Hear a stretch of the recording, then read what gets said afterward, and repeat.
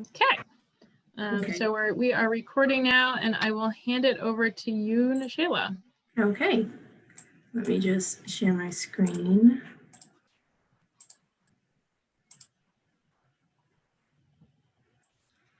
Okay. Is it large? Can you see that? Okay. Yep. So as Julie mentioned, I will be presenting on the BMP accounting and tracking tool called BATT and how to use it. So just a little overview of the BATT tool. As Julie mentioned, it's a tool to assist with evaluating and tracking progress on nutrient management practices described in the phosphorus control plan, specifically in Massachusetts and New Hampshire, and it's customized for the EPA Region 1. So it's an Excel worksheet to be used. So the tool provides three primary functions. It does accounting and tracking of BMP implementation. It does accounting and tracking of changes in land use, and it also does reporting. And we'll go over all of these examples, functions. So a few system requirements in order to use the actual BATT tool. So first you need Microsoft Excel 2016. And then once you have Microsoft Excel 2016, you can download the BATT Excel workbook on the EPA website. The link is below. We'll also post that with the PowerPoint presentation. You will also need Microsoft Word. You need Microsoft Word because once you launch the Excel workbook, all Excel documents will be locked, so you won't be able to copy and paste any information that you have from an Excel document that you work out of. And so once you have those two things, before actually launching the BATT tool, you will need to enable macros. And so where you can find that is if you go to File and then go to Options. Under Options, you'll go to your Trust Center, and then in your Trust Center, you'll go to your Trust Center Options. And then once you go to your Trust Center Options, you'll be able to see Enable Macros as an option. You want to enable that, and you also want to allow trust access to the VBA project object model. So once you enable those two things, you can press OK. The second system requirement that you need to do is activate the MS Workbook 16.0 object library.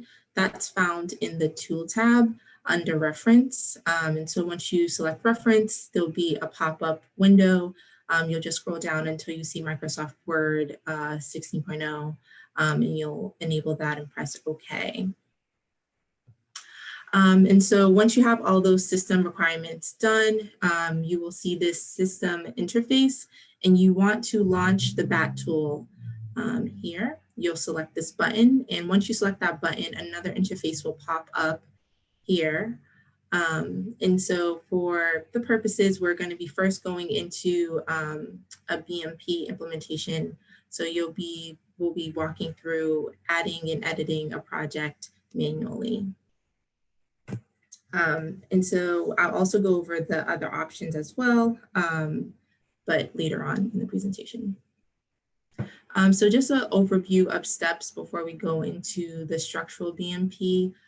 You'll see two different tabs when you select that. And the first tab will have an input land use information tab. There you'll need to have information on the catchment, subcatchment ID and receiving water, the project type, land use type, land area, land use area, and the hydraulic soil group. That will be the first tab of information that you need to enter. And then on the second tab of the structural BMP, you will then need to enter in the project ID information, the BMP location, the BMP type and storage volume, and then some operation and maintenance information. Though some of this information can just be put in as NA if you don't have all of it completely. So our first example for the BMP is we're going to use the Waltham High School in Waltham, Mass. And again, as Julie mentioned, this is just for example purposes and is not to represent the project in its completeness. So here we're going to just be looking at the BMPs implemented on site, specifically the structural stormwater BMPs, though there are non-structural stormwater BMPs on site as well. So it's 14 acres of impervious area, and the structural stormwater BMPs are infiltration trenches, water quality swales, bioretention basins, and tree boxes. The non-structural stormwater BMPs are enhanced street sweeping, catch basin cleaning, waste and leaf litter collection, and it's fairly similar, inputting all that information as structural stormwater BMPs. Just a little different. So in order to first get started, what you'll want to do once you launch the BATT tool, you'll be prompted to this page and you want to select the state and then the town that you are going to be, you're working in. Once you do that, we're focusing now on the add BMP, the structural one, so you want to select that option. Once you select that option, you'll be prompted to this page. The first tab, as I mentioned before, is the land use information. And so you will be inputting that information first. The first thing that you want to input is the subcatchment ID. This is a flexible name. It can be whatever is convenient to the project, something that makes sense to you. It does not have an effect on the calculated credit. And so in order to add the subcatchment ID, you just select that button, and then it'll prompt this box in the corner, the right-hand corner that's popped up. You can then add in the name of the subcatchment ID and save it. Once it's saved, it will then be added as a drop-down option in the subcatchment ID for you to select. Once you do that, then you can select the project type, whether it's a new or retrofitted BMP. And then if applicable, you can select multi-sector general permit. After selecting that information, you also want to input the receiving water. Again, this is a flexible name. It could be the design point, a pond, river, a watershed that is a catchment. So this can be any name that you prefer. So here, again, you will select the add receiving water button, and then this box will pop up in the middle of your screen. You enter in the name and you save it. Once you save it, it then again will be added as a drop-down option for you to select. Once you then add the subcatchment ID and the receiving water, you can then move on to the selected land area treated by the BMP information. There you will want to select the land use type. You will have a drop-down menu to select from. You'll notice that the land use options are paired with either I for impervious or P for pervious surfaces, and you will select the one that is appropriate. After that, you will also input the land use area in acres, and if activated, you can also select the hydraulic soil group. I'll go into a little detail about those options in the next land use example, but the hydraulic soil groups are active if it is a pervious surface. So you'll see an NA pop up if it's a impervious surface. I do want to note that you should not change the loading rates for any inputted information unless it's specifically approved by the EPA, just because the loading rates are pulled directly from the permit. So there's no need to change that. Once you have all this information, you want to select the add button, and that will add over all of your information into the BMP drainage area. And you can see that information pops up on the right-hand side in that red box. And reading that information from left to right on that highlighted line, that blue highlighted line, it's all the information. It's just the land use type, the land use area, the hydraulic soil group, and the loading rates. So if there is more than one type of land use, you will have to enter them separately. And once all of the land use information is entered, you can select next, or you can just select the BMP Information tab on the top right-hand side. So here's some arrows to just highlight that. And so after you're done with the Land Use Information tab, moving over to the BMP Information tab, you will have to enter the project name. And so you'll see the unique project ID up at the top. You will also need to select the BMP type, and then enter any BMP specifications based on the detailed summary. So all the BMPs will require a storage volume, and the infiltration rate is only required for infiltration systems. So if you select the infiltration system, then that will be activated. After you finish that, you'll need to enter in the BMP location information. This is for management purposes.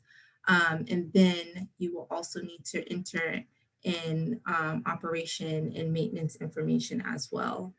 And I will just note that if you are using this to figure out calculation, to calculate credits, you will want to select the active BMP option in the right-hand corner in order to calculate these things. Otherwise, it will not calculate the credit for you. And also, if you are using this tool and you don't have the information for like the operation and maintenance purposes, it's okay to put in NA for the date of the BMP completion for now, but remember that you'll still need to check if these requirements are met when the BMPs are implemented. Just change them later. So after all this information is inputted and you want to calculate your information, you will select the calculate credit button, and then the screen in the middle will pop up, giving you the BMP credit calculations, giving you the calculations for that specific BMP. After that is done, you can select the save button at the bottom right-hand corner, and you'll see a box pop up that says that it was successfully saved. As Julie mentioned, this tool is not ideal if you have multiple treatments within a subcatchment. It's best used for single treatment systems. Also, I will mention that each BMP will need to be entered as its own entry with a specific subcatchment ID. Oops. So once you have this information in the workbook, you can also export this information that you have. There are two options for exporting this information. You can export the project as a CSV in a CSV format. And you can also export it as a summary report, which is a Word document. So exporting it as first a CSV format, if you select that button, you'll be prompted to this page. The first thing that you will need to do is select the state and the town that you want to export information from. Following that, you will then need to select the file location that you want the information, the CSV file to go to. And once you have selected that location, you can then select export, and then you will see a box pop up on your screen saying that it was successfully exported. And here is an example of what that exported information looks like. So you'll see the structural and non-structural information. And so if you want to then export a summary report as a Word document, you can also do that just by closing that and then coming back to this main screen, selecting that button. And then once you select the button, you'll be prompted to this page. Again, you will then need to select the state and town that you want to export information from. You will see a list of all the structural, non-structural, and land use information that you have put in for that location. And then you will need to locate the place where you want the Word document to be exported to. And then pressing the export project report, you will then be prompted with a sign that says that it was successfully exported. And just an example, oh, and some arrows. And just an example of what that looks like is here. So again, this will be a Word document instead of an Excel file, but just as helpful. So that was the example for the BMP structural using the BATT tool. And now I'm going to go into the land change example. Sheila, do you want to pause? It looks like we're doing well on time. Okay. Do we want to pause for just a few minutes here to see if people had any specific questions on the using the tool with the structural BMP? Yeah, we can do that. I didn't see anything in the chat, but let's see, we do have a hand raised. Jason, go ahead if you want to just unmute and ask your question. Yeah, sure. Thank you. As you were describing the process, you entered in everything and you click save on the BMP at the end, just before you started showing how to export it for reporting purposes. When you click that save, where is it essentially being saved? Is it being saved on your local, or is this being saved on some other database that I'm not aware of? I'm just trying to get an understanding of where that's getting saved to. So it can be saved wherever you would like it to be saved. So most likely it will be on your computer, on your user computer, wherever you locate, wherever you choose to download it to. Because the Excel file is something that you download onto your computer. It's not something that's hosted on a website. Nashila, I think what he is asking is about the save and the structural BMP, that bottom, rather than the whole thing. Yes, yes. Sorry for the confusion, but yeah, but I think so. So it actually saved within the Excel file. So because this tool is based on the Excel kind of macro, and then so when you click saved, and then if you close this window, eventually when you go back to the Excel window, it would ask you whether to save this Excel or not. And if you click save, it would save in that Excel. So every time when you reopen this, you will still be able to see the project and the BMPs that you entered. Got it. Great. Thank you. Thanks, Shani. So I guess maybe following up on that, and Nashila, would you, based on your experience using this, do you think it would be best to use a different file for a different project, or because there's all these different codes that people put in, you know, it's just one spreadsheet, you know, one file? Would you have any thoughts or recommendation on, or might it, people could use it, whatever works for them?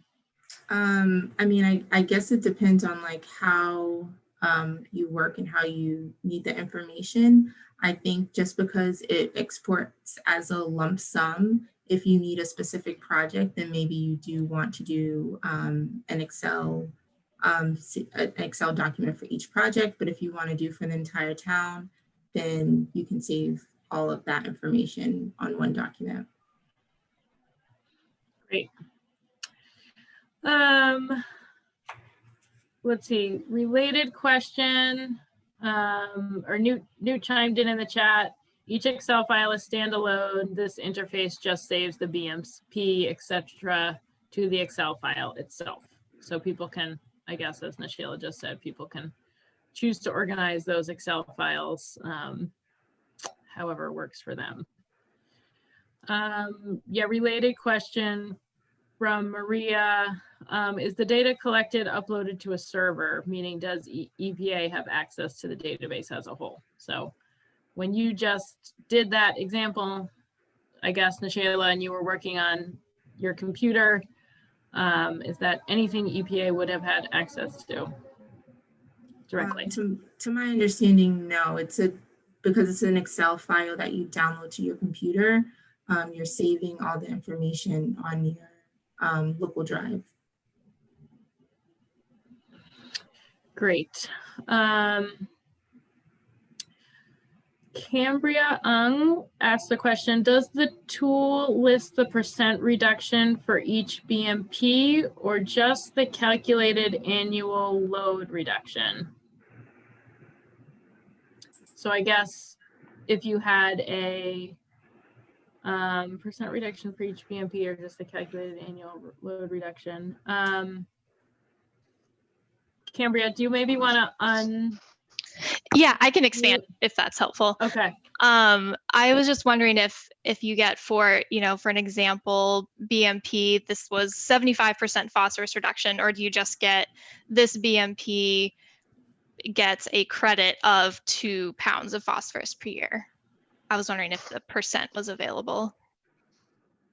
Yeah, if you export it into a CSV, the percentage would be included, and even if you're using it when you are still in the structural BMP, the efficiencies are basically the reduction percentage.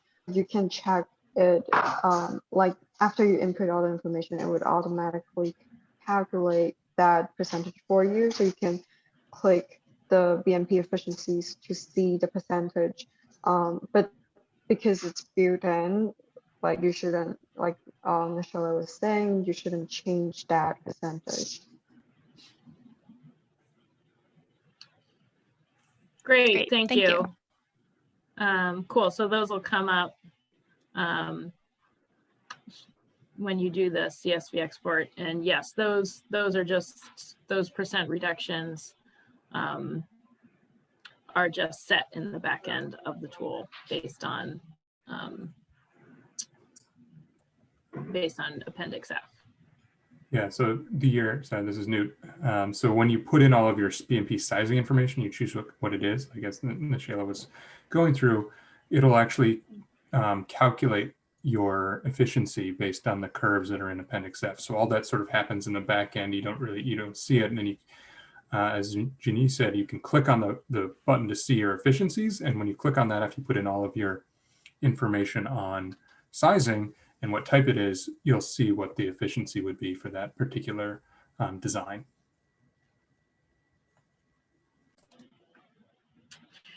Great, yeah, so saves you doing all that work by hand. I think that's that's really, really useful. Great. Okay. All right, do you want to jump into your next example then, Shayla? Yeah, I can jump into the next one. Okay, just moving forward a couple of slides because I went backwards. Okay, so moving on to the land change example, just a couple of things to note. Before you start, you will need to know the land use before and the land use after. This is required information. Also, the total land use area before the conversion must equal the total land after use. Otherwise, you will get an error message. Also, if you have new developed areas, this may generate more loads and result in negative credits. So you can expect to see negative numbers with new developed areas.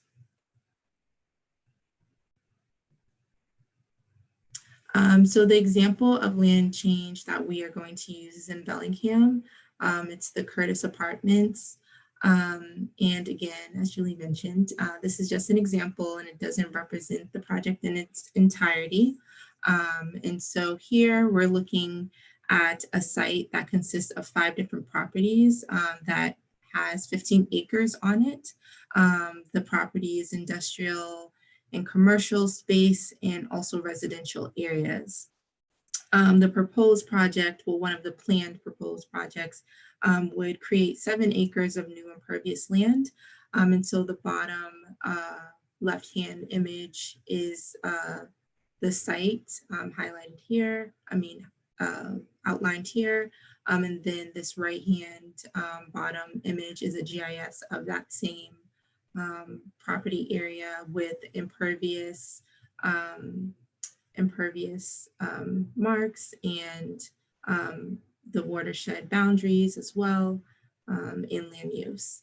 In the top image is, the top map is one of the proposed plans, and you may think, you may notice that it's a little upside down. That's because their north is downward.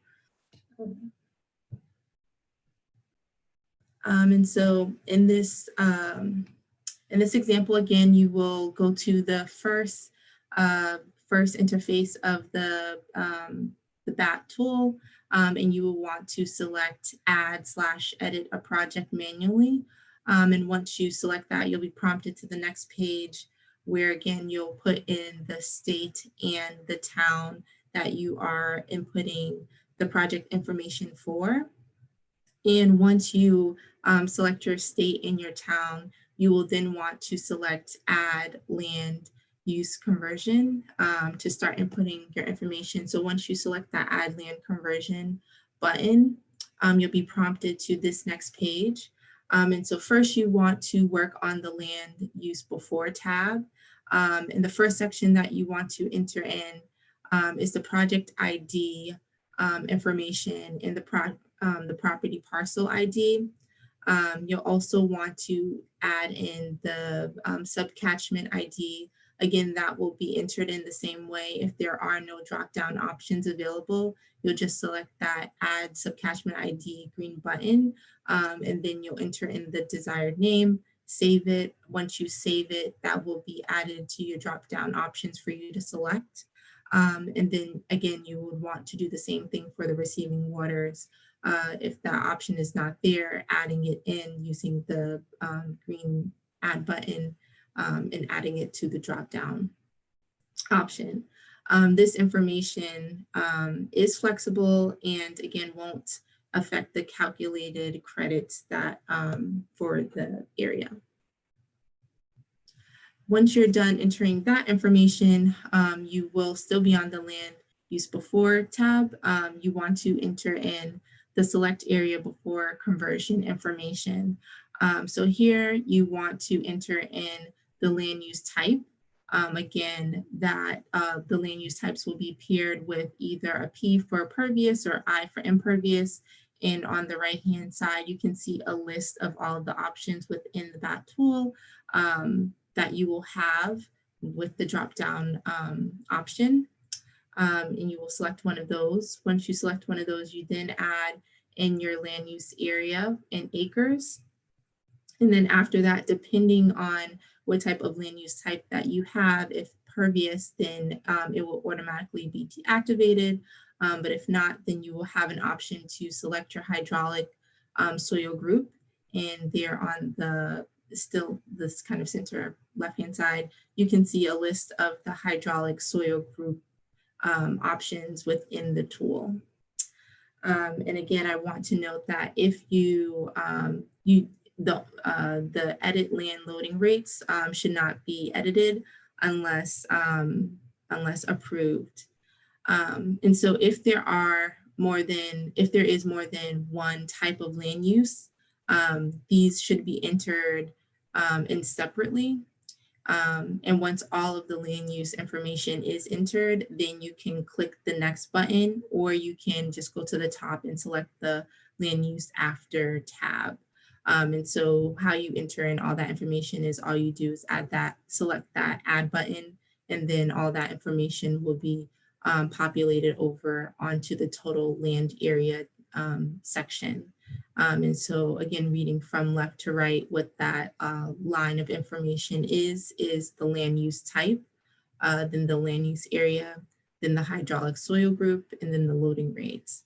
And so you'll just continue to update the information and add it over until all that information is on the total land area side. And so after you're done with that, you want to move over to the land use after tab. And here you want to enter the date of completion of the conversion.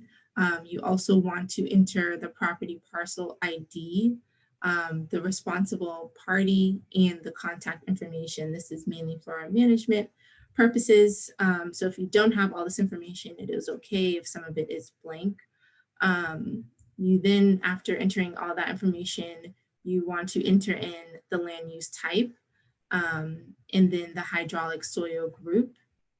After entering, and then the land use area in acres, and then the hydraulic soil group depending on the impervious or pervious type. And as I mentioned before, you want to make sure that the land use before the conversion equals the land use after the conversion. Otherwise, you will get an error. You'll notice here that I have multiple commercial impervious entries, and that is mainly because I'm more meticulous in my tracking. And so because there's 5 parcels on this one property, I put in each of the different parcel IDs, but you don't have to be that detailed if all you do want is the calculated credit, and all of them are actually the same in land use type and hydraulic soil and all of that. Just a quick clarification, Nishayla. The sum of the land uses before and the sum of the land uses after, the total land area have to equal each other, right? Yes, the total. Yes. Thank you.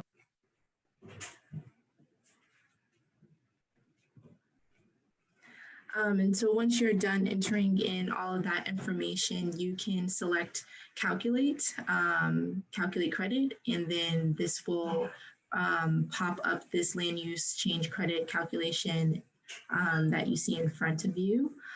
Once that is done, you can close that and save your information and save your land use conversion information.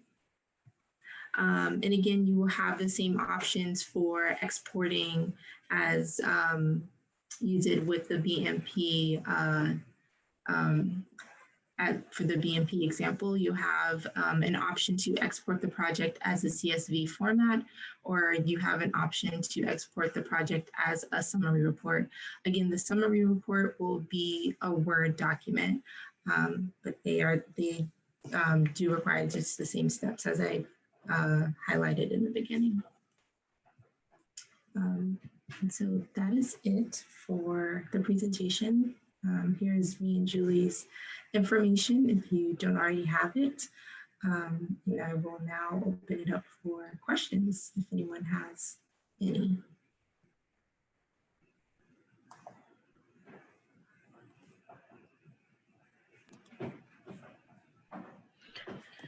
Thanks, Nishayla. So people can either type questions in the chat, or if you want to raise your hand, we'll see you. Should I stop sharing my screen so we can see faces? Sure. Okay. Yeah, that's great. Excellent.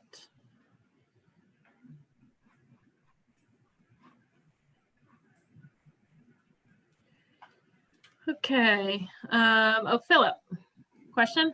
Yes. Basically, a project would probably incorporate both of those, right? First, you do the land conversion, and then you do the BMP to figure out exactly the reduction in pollutant load from the project as a whole, right? Yes. So typically, a project will probably have all 3. And so in our examples, we just focused on either the BMP or the land change, but typically we'll have all 3 involved in the project. And I think another nice thing about this, you know, there are a lot of buttons to press, as Nishayla walked us through, but it does compile that all in one place for you and produce kind of a nice summary table or summary report that you can have and I guess possibly share. Newt, I'm going to let you take this question. Matt Schumann is asking, how far backwards can communities go tracking BMPs to get TP removal credit?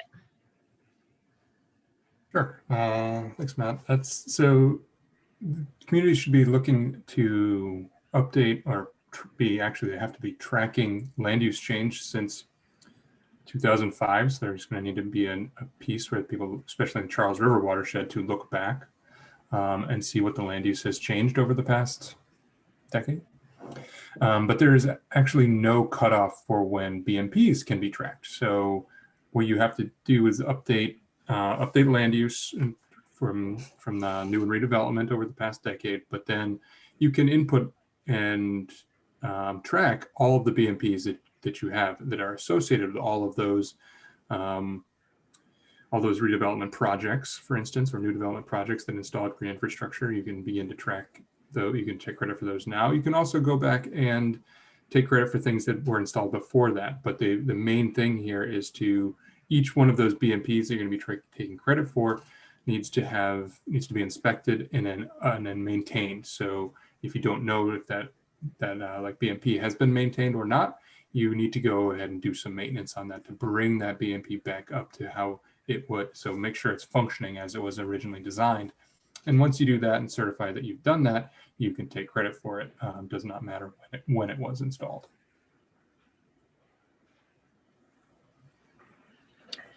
Okay, thank you for that. Maria's asking, is there a way to use the BATT tool to calculate non-structural control credit, i.e. street sweeping, citywide for public roads? So Nishayla, would the tool adapt to that? Shani might know more just because it was part of her structural, non-structural example. I know that you do need to have an exact number for how often you are going to do street sweeping, but Shani might maybe be able to talk a little bit more about the function of that. Yeah, so I think most non-structural are pretty straightforward. You basically, for the same interface, you are able to choose to add a non-structural BMPs, and then there are some basic information you need to put in, but most of them are quite straightforward and would calculate credit right out. For the street sweeping, as Nishayla was saying, you need to know what techniques that you're using for the sweeping, whether it's vacuum or just mechanic boom. And you also need to be able to identify the frequency that you are sweeping the streets. So whether it's monthly, yearly, quarterly, there are, I think, 3 or 4 frequencies that you are able to choose. So that would help you to calculate the credit for the non-structural. Great, yeah, and it seems, so having just seen those great examples that you guys, that Nishayla walked through for the tool and Shani helped put together, it seems like if you were going to use the tool for that, what the tool defines as a sub-catchment area, you would just put in the data for your streets. So I don't know if you still do it this way, Maria, but I recall that you guys used to have more frequent street sweeping in certain plaza areas. So maybe that would be one sub-catchment and you would put all the data in there and then, you know, select the frequency rate for those. And then I think some of your smaller roads are, I can't remember, but however the town does it, you know, your sub-catchment area would be one based on what treatment, what non-structural schedule is going on. So yeah, it seems like that'd be it seems like the BATT tool would be a nice way to sum that all up, especially I'm assuming all communities have, you know, different schedules based on different road types, or even if you have the same schedule for all your roads, probably there's some private parking lots in town that have different schedules. And so you could presumably enter those as their own sub-catchment area and then put in the schedule for that.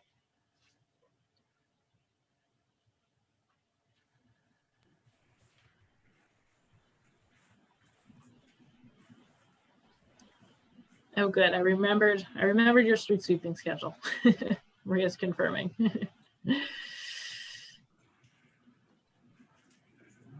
I guess I have a, oh, sorry. Was someone else gonna ask a question? I would have a question for Newt since he was kind enough to join us. Newt, do you have any thoughts on like on the reporting and how folks might kind of use that aspect of the tool? Yeah, so like we came up with the reporting just for multiple reasons, actually. One is so everything just gets compiled in one place.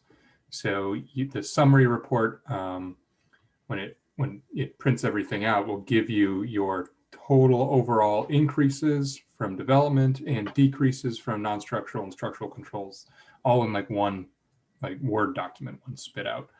That's for your own, for just so you know what's going on, like especially if you have to educate anybody, so like your political leadership or anything like that, or like what you're doing, what has been done, and then it gives you a snapshot of where you are, especially when we're talking about upcoming deadlines for phosphorus reductions that need to be implemented townwide from the permit. We also think that the output there can actually be used for your annual reporting requirements when we get to the point in annual reporting for the MS4 that you have to say like where you are, where if you do have, like, are you meeting your phosphorus reduction target that is set for you in the MS4 permit? This printout will give you an easy thing to print out and send into EPA with your annual report for that piece of reporting.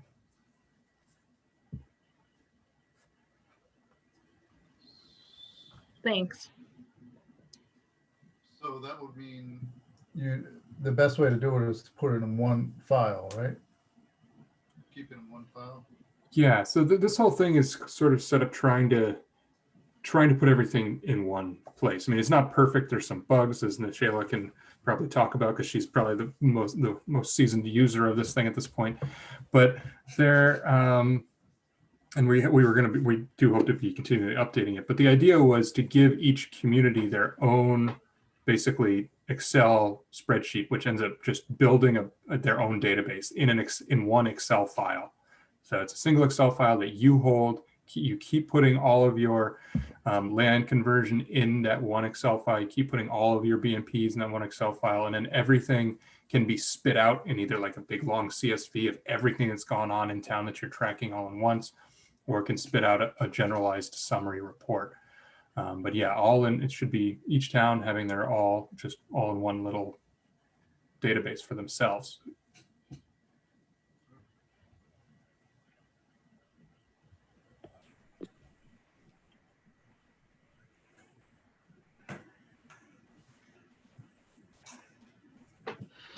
Great.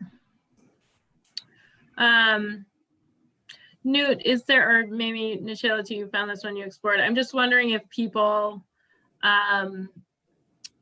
do start asking private property owners to use this. Is there a way to upload the project information in bulk, or is the interface really entering each drop-down menu? So there is a way to import a CSV file. Okay. And we need to, that's one of the things that we need to put on the website, is like an example CSV file that you could download and put and just have all the information, like basically cutting and pasting from wherever else you have into the CSV file. Make sure you've got all the columns filled out correctly, and then you can import it into the tool. And then it'll be there for you to spit out some summary reports. So there is a way to import it that way. I've heard of other people using the tool where they just make the like developer go in and put in their BMP information and click the summary report based on that one BMP and give that to them, and that's just a way that they're using it. And then they have all the information that if they want to put it in their own database, right? And their own, version of the tool that they have on their computers. So there's different ways to use it that way. Great. And then another question from Maria: how does EPA see this interfacing with the Opti tool, if at all? should we just use Opti for future projects?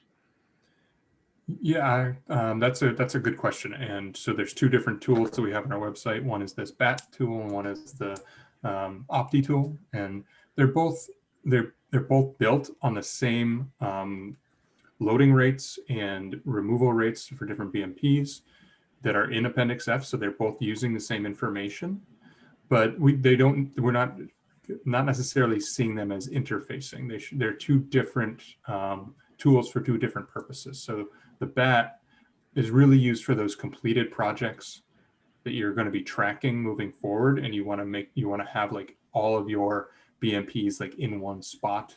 You know, you can put in the different things like your maintenance requirements in there, or like how often you're supposed to inspect the BMPs can be put in there, when your last inspection was. So this should be like an ongoing tracking of things that are completed and in the ground. And then the Opti tool is more of a future projection. So that's more of like a watershed based planning type of tool where you're trying to look for different hotspots of like phosphorus loading within town based on GIS analysis. And then you're trying to come up with the optimized solution for your town based on land use data, based on soils data, based on type of BMPs that you want to implement to get credit for. The Opti tool will like walk you through like thousands of different iterations of solutions of different combinations of BMPs to get you to a phosphorus reduction goal. So that's really like a future planning type tool.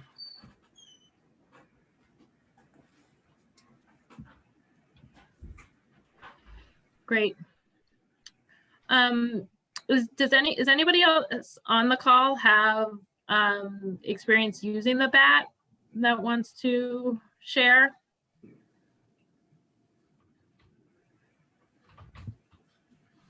Doesn't look like it. Maybe those folks didn't sign up for the webinar. They're all set.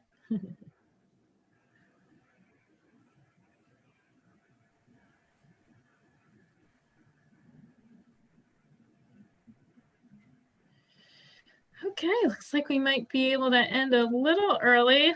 Just give a few more minutes for questions. I mean, I think just big picture, Nishayla, do you want to just talk about, maybe just talk about your approach, I guess, like how, I mean, you're pretty tech savvy to begin with, but I guess just kind of, this tool was new to you, you know, to do this training. Maybe you can just kind of walk people through how you took it on and any resources that you found useful.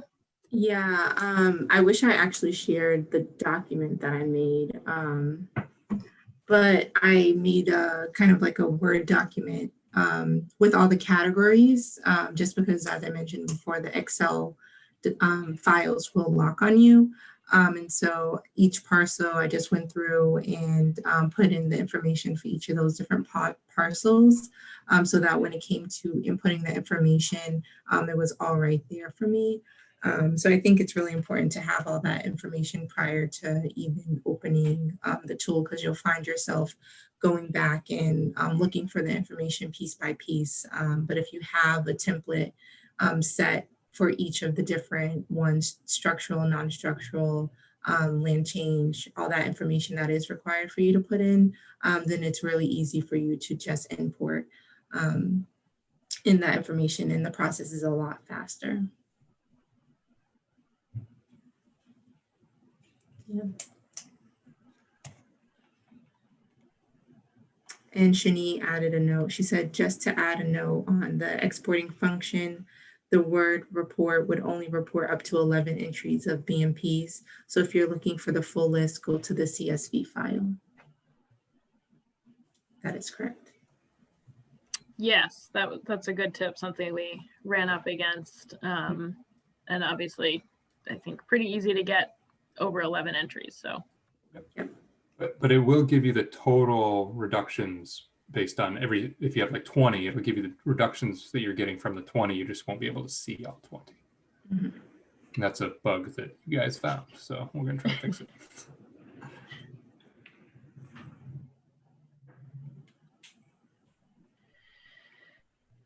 Great. All right. Well, not seeing any more questions. We will plan to upload the presentations. I think Nishayla gave a really good step-by-step. So even, you know, if you're not someone who likes to re-watch the recordings, walking through her presentation, or you're trying to do it yourself would probably be useful. So we will upload the presentations as their own files, as well as the recording, in case you do want to go back and reference something. And we'll let folks know, obviously we got your email address when you registered, so we can let you all know when those go up. If you think of other questions, we are here. Nishayla put our contact information on those contact information slides, so happy to help folks as much as we can. And with that, I think we will sign off and tell folks to enjoy the rest of their afternoon. Thanks for joining.